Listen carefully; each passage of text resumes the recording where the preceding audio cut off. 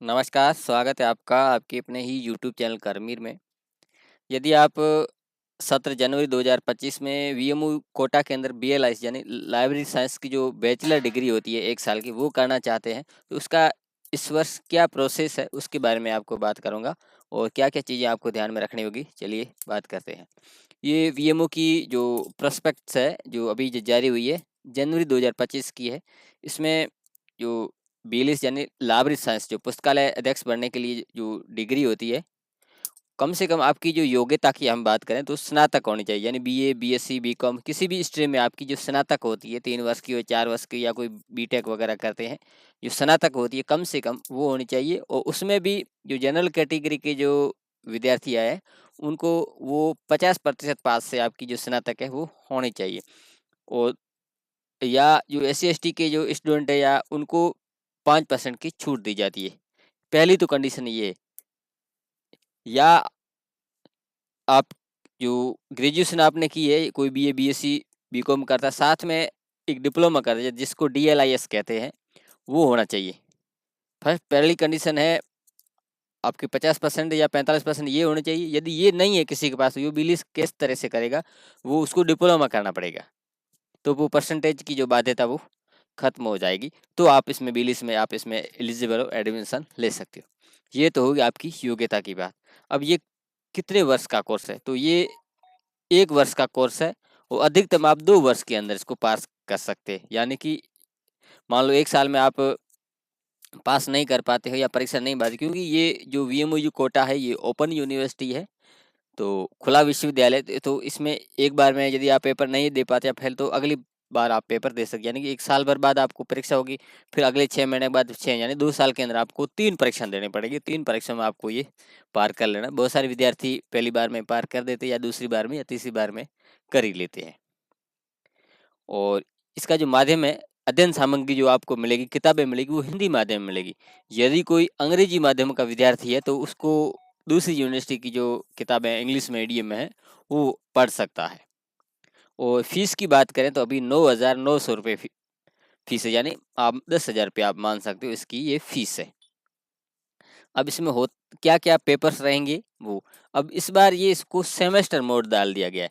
तो उसके बारे में भी आपको मैं बताऊँगा कि सेमेस्टर मोड में कब किसकी क्या परीक्षा होगी। यानी कि इसमें जो टोटल 8 पेपर होते हैं।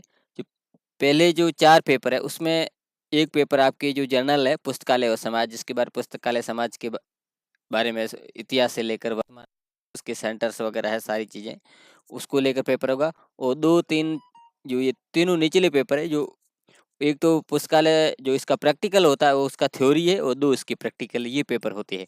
ये आपके हो जाएँगे और सेकंड सेमेस्टर में यानी ये पहले 6 महीनों के अंदर और अगले 6 महीनों में ये अगले 8 पेपर ये हो जाएँगे। और सेमेस्टर की मैं बात करूँगा, तो चलो एक बार आपको सेमेस्टर की भी मैं आपको बात कर लेता हूँ।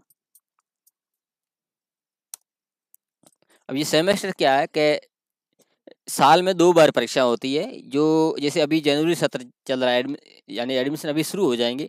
ये जनवरी, फरवरी, मार्च में जो एडमिशन लेंगे, तो इसकी परीक्षा दिसंबर 25 में होगी। दिसंबर में शुरू होगी, लास्ट दिसंबर से फिर जनवरी, फरवरी, मार्च 2026 में। यानी कि अभी जो टाइम टेबल जारी हुआ है, ये पिछली जो जनवरी है, जनवरी 24 वालों का है। तो उनकी जो टाइम टेबल है, ये जनवरी, फरवरी, मार्च 25 में होगा। तो यानी कि साल भर बाद परीक्षा होती है। वैसे ही जो जुलाई सत्र में एडमिशन लेता है उसकी अगले जून, जुलाई, अगस्त में परीक्षा होती है। तो 6 महीनों में परीक्षा होती है। तो पहले क्या है, साल भर बाद परीक्षा होती है, यानी महीने बाद होती है। अब 6 महीने के बाद परीक्षा, तो इन्होंने एक सेमेस्टर मोड डाल दिया है। यानी कि अभी आप जनवरी सत्र में परीक्षा होंगे, तो आपके जो आधे जो पेपर है, जो पहले मैंने जो बताया वो जून में हो जाएँगे। जो 4 पेपर या 8 पेपर वो जून में हो जाएँगे, बाकी वाले अगली जो दिसंबर वाली जो परीक्षा है उसमें होंगे। तो मान लीजिए कोई, तो उसके लिए आपको अलग से कोई फॉर्म नहीं भरना पड़ेगा। जो पहली बार जो परीक्षा दे रहा है उसको फॉर्म नहीं भरना है, और उसमें यदि फेल हो जाए तो अगली परीक्षा में बैठने के लिए उसको फॉर्म बनेगा, डिफ़ॉल्ट फॉर्म, जिसका मैंने वीडियो अलग से बना रखा है। और इसका एडमिट कार्ड ऑनलाइन आएगा, घर पे नहीं भेजा जाएगा, ये इसमें बताया गया है। वेबसाइट पर सारी सूचनाएँ आ जाती है। तो ये तो हो गई बात इन कोर्सेज़ की। अब वापस आते हैं इस पे अंदर। तो इनके जो प्रैक्टिकल होते हैं उनको पढ़ाई करने के लिए रीजनल सेंटर पर शिविर होते हैं। कुछ में 10 दिन के होते हैं, किसी में 20 दिन के होते हैं, क्लासें आगे पीछे होती है। ये जैसे 10 दिन का होता है इसमें 4 घंटे की क्लास होती है, 20 दिन का होता है उसमें 2-3 घंटे की क्लासेज होती है। तो उसमें जैसे 1 नंबर, 2 नंबर, 5 नंबर, 6 नंबर में आपको परामर्श सत्र, आपको उसमें सलाह मशवरा कुछ ऐसी चीज़ें के लिए होता है।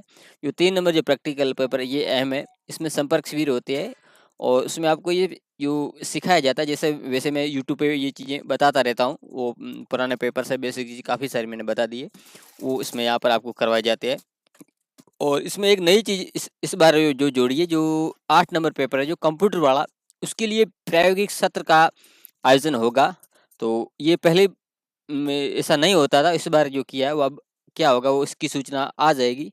तो ये बीएलआईस को लेकर ये सूचना है। तो भविष्य में जो लाइब्रेरी साइंस में अपना भाग्य आजमाना चाहते हैं, अपना करियर बनाना चाहते हैं, उनके लिए अच्छा कोर्स है। आप स्नातक हैं तो आपको ये बीएलआईस कोर्स कर लेना चाहिए, अच्छा कोर्स है और लाइब्रेरी साइंस में आना चाहिए रुचि के लिए। बाकी यूट्यूब पे मेरे बहुत सारी इसमें चीज़ें मैं डालता रहता हूँ, आप इस चैनल को सब्सक्राइब कर सकते हैं, जुड़ सकते हैं।